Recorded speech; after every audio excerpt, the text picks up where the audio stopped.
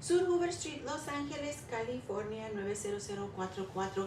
Estamos bajo la cobertura de nuestro apóstol Jorge Fuentes y les saluda en esta hora su hermana en Cristo Guadalupe y me acompaña mi hermano Daniel. Dios los bendiga, mis hermanos, a su programa. Esperamos de que sea de grato el estudio que tenemos para ustedes en esta hora y que el Señor los bendiga. Amén. En esta hora vamos a hablar acerca de la armadura de Dios y por qué es importante para nosotros como hijos de Dios el estar siempre revestidos y estar firmes y listos para la batalla. Y para empezar el tema vamos a abrir en Efesios capítulo 6 y vamos a empezar a leer desde el versículo 11 hasta el 17. Y dice así: vestíos de toda la armadura de Dios, para que podáis estar firmes contra las acechanzas del diablo. Porque no tenemos lucha contra carne y sangre, sino contra principados y contra potestades, contra los gobernadores de las tinieblas de este siglo, contra huestes espirituales de maldad en las regiones celestes. El 13.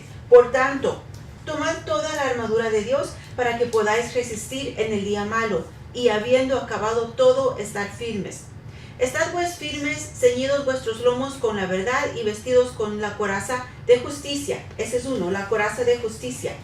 Y calzados los pies con el apresto del evangelio de la paz. Ese es el segundo. Sobre todo tomad el escudo de la fe con que podéis apagar todos los dardos de fuego del maligno. Ese es el tercero. Y tomad el yelmo de la salvación y la espada del Espíritu, que es la palabra de Dios. Ese es el cuarto. O sea, estamos hablando de revestirnos. Amén. Con la armadura de Dios. Amén. Entonces, estamos viendo aquí qué es la armadura de Dios y por qué nosotros la necesitamos. Sí, bueno, definitivamente yo pienso de que todo cristiano necesita saber el por qué nosotros necesitamos la armadura de Dios, ya que la armadura de Dios es lo que el Señor nos ha dado o nos ha dejado para que nosotros la utilicemos, ya que nosotros estamos en una constante batalla, una batalla espiritual, porque acuérdese de que el enemigo no descansa, el enemigo siempre va a estar tirando dardos a nuestra mente, va a estar poniendo tropiezos, y esa es la razón por la cual nosotros debemos de aprender a usar la armadura de Dios. Yo quisiera en lo que es en el cinturón, hermana Lupita, dice que el cinturón de la verdad, lo que usted leía en el Efesios 6:14, donde habla acerca de mantenerse firme y fajados con el cinturón de la verdad y revestido. Esto quiere decir que en nuestros corazones y en nuestra mente la verdad tiene que estar allí. ¿Por qué? Porque acuérdese de que cuando hablamos del cinto de la verdad, estamos queriendo entender de que la verdad tiene que estar en nuestro corazón y tiene que estar en nuestra mente. ¿Por qué?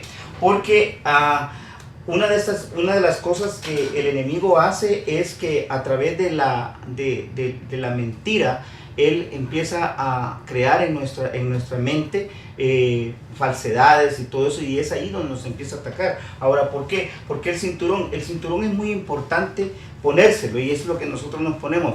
Hablando literalmente, una persona cuando se pone un cinturón, se lo pone en esta parte de aquí, porque en la cintura es donde más que todo el cuerpo ejerce mucha fuerza, es en la parte de medio del cuerpo en el cual nosotros hacemos fuerza, nos movemos y todo. Pero en este caso estamos viendo que dice revestidos de la coraza, o sea que hay que vestirse. Ahora, el cinturón de la verdad mantiene nuestra armadura en su lugar y compromete a caminar diariamente en la luz.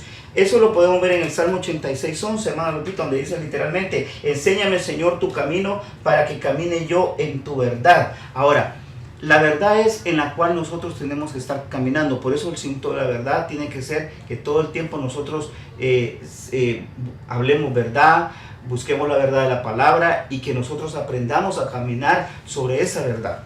Amén, amén. Algo importante que dice la palabra, dice: ceñidos vuestros lomos con la verdad. Y hablando para un varón, los lomos es aquí atrás, ¿que no? Sí, en las espaldas. En la parte de... Y yo sé que tal vez comúnmente hablando, muchas personas dicen que los hijos los traen en los lomos. Uh-huh.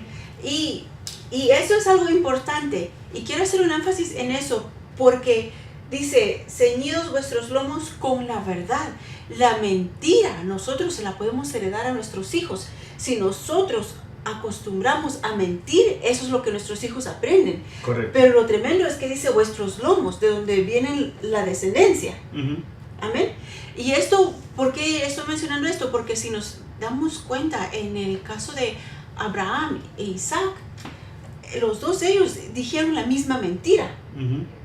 Si recordamos cuando fue a Egipto, Abraham le dijo a Sara, Sarai y Sara, le dijo que dijera que era su hermana, porque tenía temor que por su belleza los hombres de ese lugar lo mataran. Correcto. E Isaac hizo lo mismo con su esposa. La misma mentira que dijo el padre, la dijo el hijo.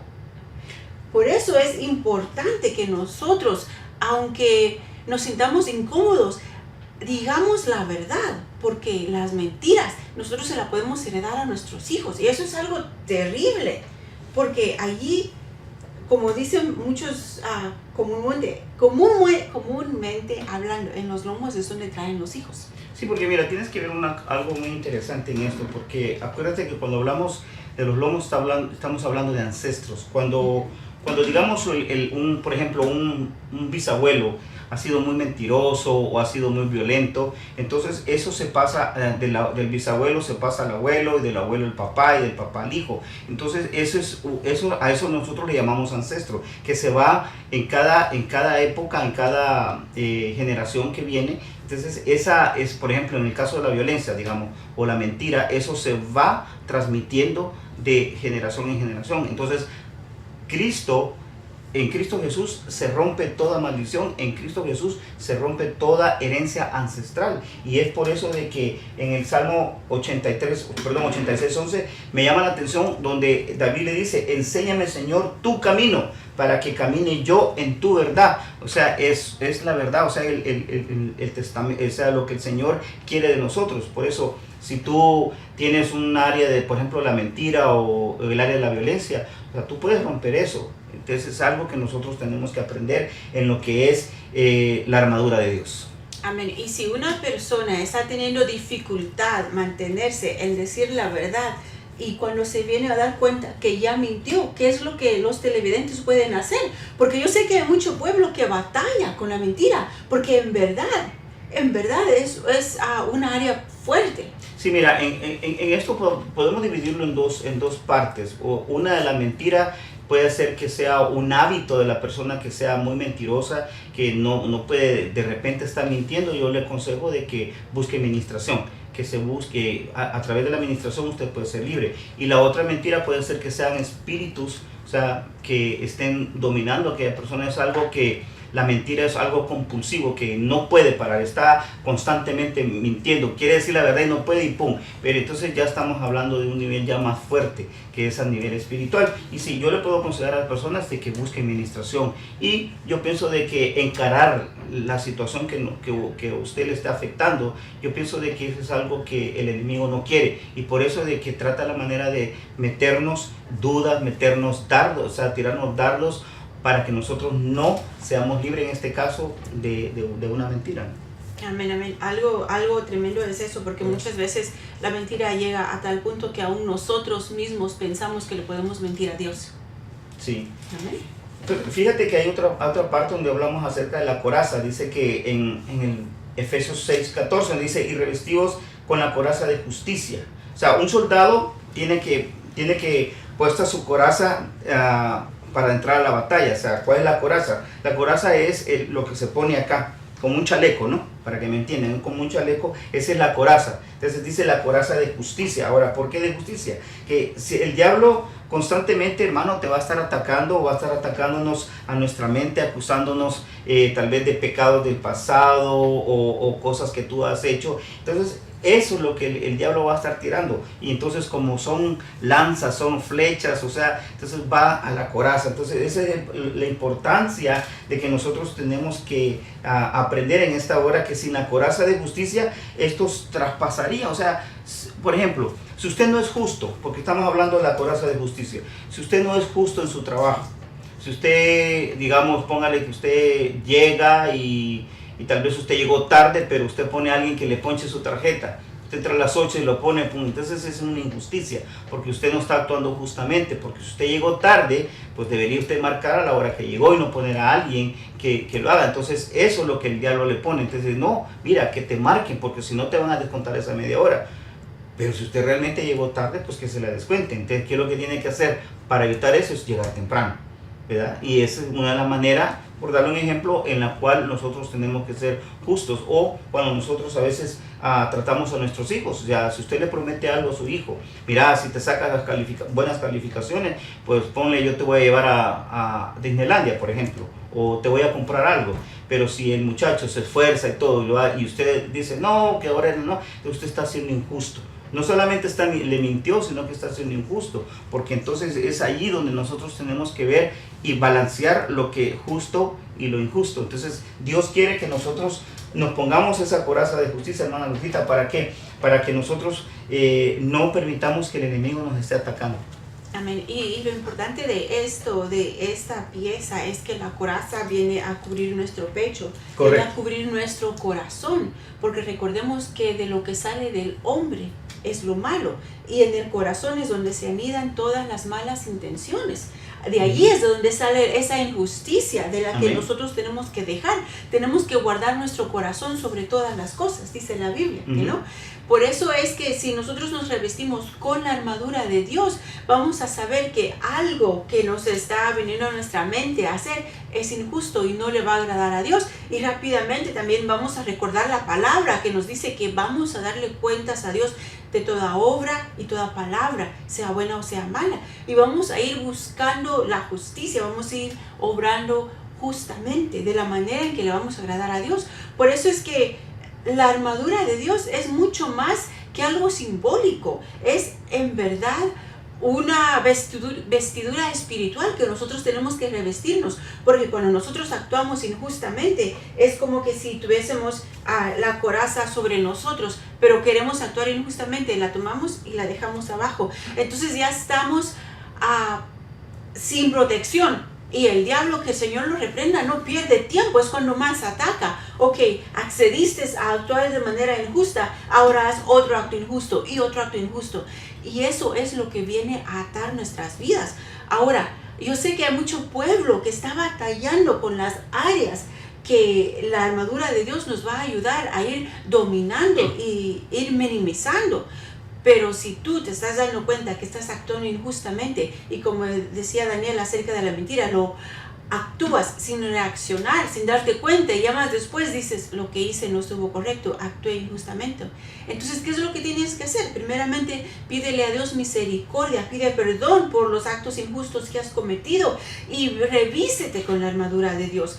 Y piensa, antes de actuar, piensa, Señor, dame esos 5 o 10 segundos que necesito para pensar antes de actuar. Amén. Porque muchas veces es algo automático en nosotros, porque estamos tan acostumbrados, porque recordemos que eso es lo que este mundo hace, nos hace insensibles. Sí, y fíjate, hermana Lupita, de que algo muy interesante es de que tiene que ver esto acerca del corazón. Muchos cristianos a veces no están seguros de su identidad, o sea, nosotros somos hijos de justicia, ¿ok? Porque nuestro Dios es un Dios justo, entonces somos hijos de justicia. Entonces muchas personas no están seguros de su identidad en Cristo Jesús, y eso es algo muy importante. Y muchas veces cuando tú no tienes tu identidad como cristiano, como hijo de Dios, entonces el enemigo viene y empieza a atacarte. Y una de las cosas que podemos ver en Hebreos capítulo 4 y verso 16, donde dice que nos acerquemos confiadamente a su presencia. Cuando tú tienes una identidad, tú sabes que Dios es justo y tú sabes que Dios te va a oír. Entonces, pero ¿por qué no nos acercamos? Porque tal vez nosotros somos injustos, porque tal vez no hay justicia en nosotros. Pero en Hebreos 4:16 dice que nos acerquemos confiadamente a su presencia. Entonces, si tú no tienes eso, entonces pídele al Señor, pidámosle al Señor que nos haga ser justos. Entonces, tenemos el otro punto, hermana, acerca de lo que es el calzado de la paz, o la preparación, según en Efesios capítulo 6, verso 15, donde dice, calzaos con la disposición, dice, de proclamar el evangelio de la paz. El calzado nos permite pisar con libertad y sin temor mientras nos enfocamos en la batalla. Mira, cuando hablamos del calzado de la paz o el presto del evangelio, según como está acá, es porque nos está diciendo de que nosotros Dios nos ha capacitado para que nosotros anunciemos las buenas nuevas, que anunciemos lo que el Señor hizo en nuestra vida. Si tú por alguna razón has aceptado a Cristo o eres nuevo en el Evangelio, una de las cosas que nos pone en la armadura de Dios, y tú que ya tienes tiempo, es en esto, de que nosotros tenemos que ponernos en el verso 15, quisiera leerlo mejor en esta versión, dice, y calzados los pies con el presto del Evangelio de la paz. ¿Por qué dice el Evangelio de la paz? Porque dice de que nosotros, cuando estamos en Cristo, vamos a proclamar las buenas nuevas. Ahora, tenemos que dar paz a la gente. Pero, hermana, fíjate que algo que me llamaba la atención era de que en el calzado de Dios, muchas veces el enemigo pone obstáculos para que tú no le hables a otra persona del Evangelio. Entonces es como estar, y cuando uno le cree esas mentiras al diablo, es como que tú te quites el zapato y andes con un zapato pues y con el otro no. Entonces es como que andas medio así, ¿va? De lado, entonces no puedes, o sea, no hay testimonio, pues eso es lo que le quiero explicar, no hay testimonio, por eso que tenemos que cuidar nuestros testimonios para nosotros poder hablarle a otros de lo que Cristo hace en nuestra vida. Amén. Y lo tremendo es que dice, y calzados, como decías, y calzados los pies con el apresto del Evangelio de la paz. Y lo que tú estabas hablando es correcto. Nuestro testimonio, nuestra manera de vivir, si donde vives, tus vecinos, tus familiares saben que eres cristiano, pero no demuestras que hay paz en ti, si sigues siendo la misma persona de carácter violento, la misma persona que miente, la misma persona que no tiene consideración de los demás, que actúa injustamente, allí tú no estás vestido con el calzado del Evangelio de la paz. Amén. ¿Por qué? Porque tu testimonio está mostrando lo contrario de lo que debe de estar mostrando. Tú tienes que ganarte a las personas primeramente con tus acciones, con tu testimonio, y después irles a hablar. Pero ellos tienen que darse cuenta primeramente que tú estás viviendo lo que tú les vas a llegar a predicar. ¿Cómo vas a ir con tu vecino que está teniendo problemas en su hogar a decirle, mire, yo le vengo a hablar acerca de ese Cristo precioso, ese Cristo de paz, ese Cristo de amor, ese Cristo que restaura, ese Cristo que sana? Si el vecino te escucha a ti gritar y maldecir de igual manera que lo hace, entonces tú no estás revestido con el calzado del Evangelio de la paz. Y es importante, donde quiera que nosotros estemos, que estemos anunciando el Evangelio de la paz. Y yo sé que eso es muy difícil, especialmente en estos tiempos, porque rápidamente afuera, en la calle, en el trabajo, cuando estamos en el carro, como dice nuestro pastor, nos sacan la fiera. Especialmente si vas manejando y viene otra persona y mete su vehículo y tú sientes que le vas a pegar y tienes que frenar. Se te fue la paz, así de rápido. Como decía Daniel, te quitas el calzado y ya no hay paz, entonces ya empiezas a anunciar la violencia que hay dentro de ti. No, tenemos que anunciar la paz en todo momento y en todo lugar, porque recuérdate que para los que no conocen la Biblia, tú eres una Biblia andando con tu testimonio. Amén. Amén. Tenemos ahora también, donde dice en el verso 6:16, donde dice, y en todo tomando el escudo de la fe, con el que podáis apagar todos los dardos encendidos del maligno. Entonces, cuando estamos hablando del escudo, estamos hablando no solamente el que nos protege el cuerpo, sino que también lo que hace cubrir nuestra armadura es que el enemigo, a través de los dardos que nos tira, nosotros como hijos de Dios lo que tenemos que hacer es tomar el escudo de la fe y atajar o apagar todo dardo que el enemigo tira a tu mente. Y eso, yo quisiera explicar rápidamente esto, que el escudo de la fe tiene una función específica sobre la cual la Biblia nos habla bien claro, que es apagar las flechas del maligno. Todo está en la mente, hermano. Cuando el enemigo viene y te empieza a dardear, te quita la fe a través de lo que tú oyes, cosas que oyes que no es una doctrina sana. Entonces te empieza a minar la fe, te pone duda, te pone pensamientos de acusación del pasado, empieza a cargar tu mente, empieza a cargar tu alma, decir, no, pues tú no eres cristiano. Pero si no usas el escudo de la fe, el cual dice para apagar todo dardo encendido del maligno, fíjate bien, ¿quién te los está tirando? Dice el maligno. Entonces, el escudo, literalmente lo que usaban los soldados romanos en aquel entonces es que, fíjate que me llama la atención que el escudo, hermana Lupita, era un escudo largo y lo que hacía es que ellos se ocultaban detrás del escudo. Cuando venían las flechas que les tiraban, ellos se ocultaban en el caballito, lo que es el escudo. Entonces ahí quedaba todas las flechas. Entonces, de la misma manera, nosotros por la fe tomamos el escudo y reprendemos en el nombre de Jesús. Yo reprendo ese pensamiento negativo. En el nombre de Jesús yo reprendo esa duda que viene a mi mente. Yo creo que Cristo me va a sanar.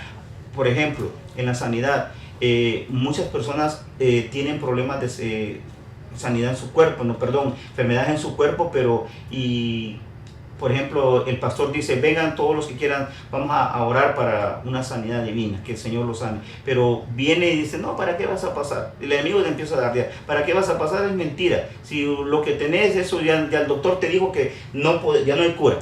Ya no hay cura para eso. Entonces viene el enemigo y empieza a dardearte. Entonces, pero si tú no usas el escudo, lógicamente, pues tú ya no vas a pasar. Pero si tú te revistes con esta armadura de Dios, que es la que estamos enseñándote, y agarras el escudo de la fe y dices, no, en el nombre de Jesús yo reprendo toda acusación, todo dardo que viene a mi mente, yo voy a ser sano, y ahí es donde tú aplicas, en el próximo segmento lo vamos a hablar, acerca de la palabra, la espada, que dice, no, en el nombre de Jesús, dice la palabra del Señor, que por sus llagas yo he sido sanado, y yo lo creo. Entonces estás usando tu fe, y cuando usas tu fe, entonces el enemigo, de plano, pues esos dardos van a desaparecer. ¿Y qué es lo que cuál es la consecuencia? Que tú vas a pasar al frente y vas a recibir la sanidad. Ahora, puede ser que alguien esté pensando, ¿cómo es que la fe va a ser un escudo que me va a cubrir de todos los dardos del maligno? Si Jesús dijo que si nuestra fe fuese como un granito de mostaza, pudiésemos decir mover montes. Entonces, en este momentito yo sé que hay personas que el enemigo los está atacando, no es cierto.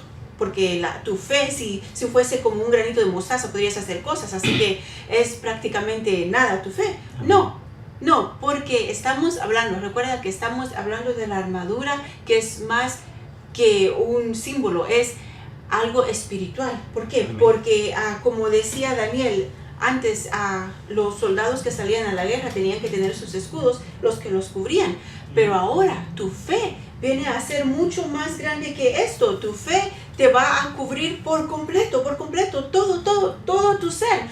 Porque vas a poder resistir al diablo y él va a huir de ti. Y eso es lo importante, que tienes que saber que tu fe es lo que te va a hacer resistir y hacer frente. Y no solamente va a huir de ti, sino que tú vas a obtener la victoria en Cristo Jesús, porque tú le vas a estar diciendo a ese Cristo grande y poderoso que está contigo, que está al lado tuyo, Señor, yo te creo a ti, yo no creo en las mentiras del diablo, todo dardo del maligno yo lo desecho. Y el Señor te va a dar la fortaleza y te va a dar la victoria. Así que recuerda, la fe, no te pongas a comparar cómo es que mi fe me va a cubrir, si tengo que tener fe del tamaño de un grano de mostaza. No, estamos hablando en el sentido espiritual simbólico, que aún si tu fe fuese como ese granito de mostaza, te va a cubrir por completo, va a cubrirte a ti, va a cubrir a los tuyos, a tu familia. Por fe vas a ver salvos a esos familiares que no quieren nada con el evangelio, a esos que se burlan de ti, porque tú estás buscando a Dios y consagrándote y apartándote del pecado. Tu fe va a hacer que Dios obre por misericordia en esas vidas y los va a traer a los pies de Cristo. Y fíjate, hermana, hay un texto antes de terminar, dice de que sin fe, dice, es imposible agradar a Dios, sino que todo aquel que crea que Dios existe, tiene que creer que Dios existe y que Él es galardonador de los que le buscan. O sea, en hebreo lo puedes ver, en Hebreos 11, dice que sin fe es imposible agradar. Entonces la fe es muy importante en el Hijo de Dios. Amén. Así que vamos a continuar con la segunda parte de este estudio en el próximo segmento. Por el momento nos gustaría hacer la oración de fe para aquellos que quieren entregarle su vida a Cristo. Amén. Así, Padre, en el nombre de Jesús te damos gracias por tu amor y misericordia, Señor. En esta hora, Señor, vengo arrepintiendo de mis pecados, Señor. Por favor, perdóname. Acepto a tu Hijo como mi único y suficiente Salvador. Entra en mi corazón. Yo te pido perdón por todos mis pecados, Señor. Hago mía la sangre de Jesucristo. Entra en mi corazón, Señor. Acéptame como tu Hijo, Señor, y escribe mi nombre en el libro de la vida, Señor. En el nombre poderoso de Jesús, y perdona todos mis pecados. Amén y amén. Así que si le has entregado tu vida a Cristo en este momento, te felicitamos. Y aún si te has reconciliado, es la mejor decisión que has podido tomar. Amén. Nos gozamos. Bendiciones. Bendiciones, Maranata, Cristo viene.